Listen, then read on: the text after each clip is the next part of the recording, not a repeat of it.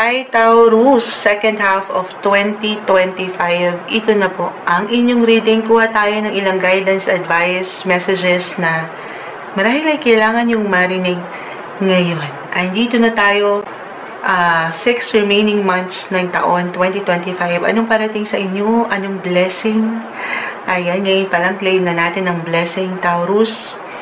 Kuha muna tayo ng pinaka-advice. Guidance for you, Taurus.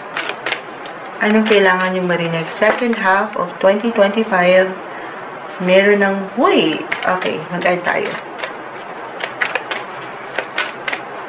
Taurus, sa taong ito, anong parating? Anong ganap? May tayong gabay po. Kunin natin. Hindi natin pipigilan to. Believe in your good luck.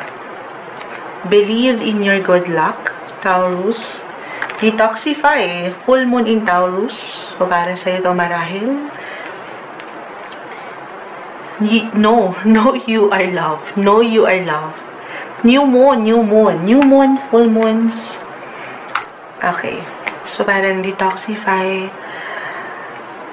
Meditate, contemplate, detox, physically, mentally, emotionally. Mag-rest din.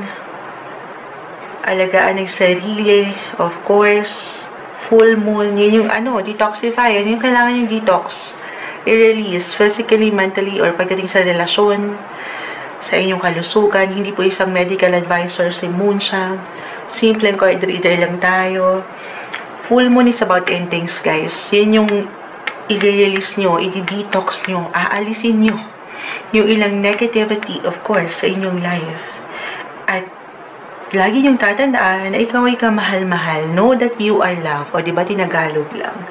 Pero new moon in Libra. Libra is all about relationship, partnership, marriage. May new beginnings. Kapag dito pa lang sa inyo mismo, full moon in Taurus, bilang isang individual, physically, mentally, emotionally, sa relasyon man, trabaho, ay i-release nyo na yung ilang tao o sitwasyon o yung ilang bagay na hindi na nakatutulong sa inyo physically, mentally, kung meron kayong certain unhealthy habits, ganyan. Parang message din ata to kay Moonsha. Kumbaga, be healthy. Okay? At dito, dyan kayo higit na makakapag-attract ng good luck. Ayan. Ng mga bago sa inyong buhay. So, dyan palang may hugot na anong kailangan yung marinig. Taurus, second half of 2025, message. Mensahe gabay po para sa mga Taurus. Clarify natin to. Guidance for you. Napauwi na si Moonchild. Taurus, second half of 2025, anong ganap? Okay. Manifestation card, guys. Page of Pentacles, maniwala lang kayo na may good luck. Good luck, good opportunity, money potential.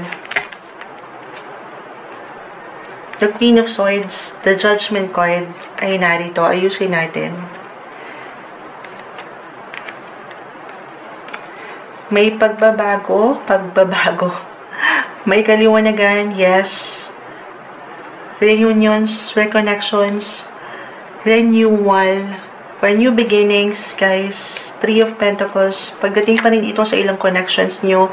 Actually, mag-highlight ang inyong mga third house sa mga susunod na buwang ito. Jupiter, the planet of luck, good luck. Jupiter. Ayan, umangat. Just entered your third house of connections, communications, travel. Ayan, dyan yan pumapasok. Kahit sa short trips lang po sa third house. Kung magiging open kayo sa ilang taong ito na pwedeng makapag-iwan ng ambag sa inyong buhay or benepisyo, kahit sa simpleng pagpapayo, maging bukas kayo doon. Okay? Kasi maring meron silang may ambag. Hindi sa meron tayong hinihintay na something kapalit. Pero, sabi ko nga, kahit sa simpleng pagpapayo, merong maaaring maitulong sa inyo itong ilang tao sa inyong paligid. Third house, connections, teammates, workmates, 3 of Pentacles, or pagdating sa inyong mga siblings, relatives, kung meron man kayo, Okay, or meron talaga, na-mention ko, reunions, reconnections, kahit over the net po ito. May pagsasama-sama or pagkonekta na ang ganda. Okay? Ayan. So, yung blessing of teamwork, blessing of family, pasok na natin dyan. May, kung kayo yung mga influencers na nakikinig ngayon or makakapakinig nito, merong parating na opportunity, collaborations. So, money potential, may good luck, claim na natin yan. Page of Pentacles, Ten of Pentacles reverse. So, walang overnight success, guys. Ang tamis ng sinasabi ni Moonchild. Walang tulugan. Charot. Hindi. This is something na, of course, sasamahan ng patuloy yung efforts, nung energy, kita nyo hindi pantay. Napaka-imbalance ni Moonchild sa camera. Pero, pag-angat din po ng inyong mga bosses, gamitin ng mga bosses. Actually, third house, na-mention ko na anything communication-related projects or anything connected sa internet, connection, social media. If ever andito kayo sa situation na to, higit kayo makikita, mapupuna, mapapakinggan. This is the best time, second half of 2025, to present something. Magandang pagkakataon na i-showcase nyo ang inyong mga talento, capabilities, natural talent sa showtime. Why not? Sabihan nyo si Moonchild ng mapanood. Charot. Higit kayong mag-judge, the judgment card, na may liwanag. Andito yung awareness, andito yung purpose. Okay? Na ang ganda. Gamitin nyo yung inyong mga kakayanan. Reversal, guys. Again, kahit sa simpleng kayo yung makikinig or kayo yung papakinggan, gamitin nyo yan. Yung power of voice nyo and yung power nyo to listen. Okay? Expect nyo ang taong ito or second half of 2025 sa mga natitirang buwan ng taon.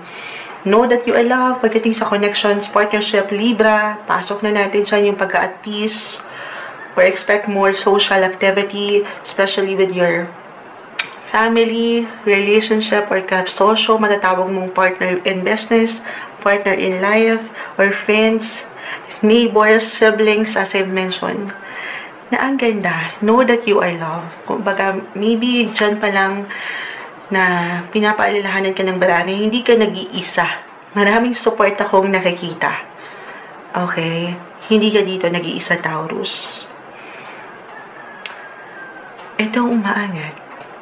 Angatin nyo yung inyong kakayanan. Manifestation card, the Page of Pentacles, not the best time. Second half of 2025 para itago nyo yung inyong mga sarili sa inyong mga little zone or comfort zone. Okay? Buksan nyo yung inyong mga mata. Ayan, mas malawak, mas marami pang pwedeng ihain sa inyong universe. Kasi dito, kung mananatili kayo, the Page of Pentacles, Ten of Pentacles, both are in reverse po. Para sa ilan kasi as a Taurus, hindi natin generalize, ano. Pero merong tendency na kung saan kayo, kung ano yung nakasanayan nyo. Kasi andyan na yung security, yung comfort, komportable na kayo, kumbaga. Diyan kayo nananatili. So, isang sign to, marahil para sa ilan na merong gusto hinahanap na sign or a message na put yourself out there, buksan mo, malawak. Okay, kasi dito baka meron kayong ma-miss po na chance. Once in a lifetime opportunity. Pakitaan nyo sila. Andito yung galing nyo, andito yung kakayanan nyo. Ang bosses, Queen of Swords, at yung init, yung fire in you, yung pagdating sa inyong mga passion, maging ano pa man yung ginagawa nyo. Okay? Ang ganda. Detoxify, again, i-release yung mga negativity, syempre pa, yung ilang, kahit sa simpleng opinion, baka ganito yun. Huwag kayong magpapadala, hindi mo mawalang mga bashers. Ayan. Meron at meron yan. Alisin yan, huwag kayong magpapatalo doon. Know that you are loved, mas marami yung support nyo. Mas marami yung pwedeng sumuporta at naghihintay na mapakinggan kayo, makita kayo. Believe in the impossible, believe in your good luck. Second half of 2025, ito yung maangat na message para sa inyo, Taurus.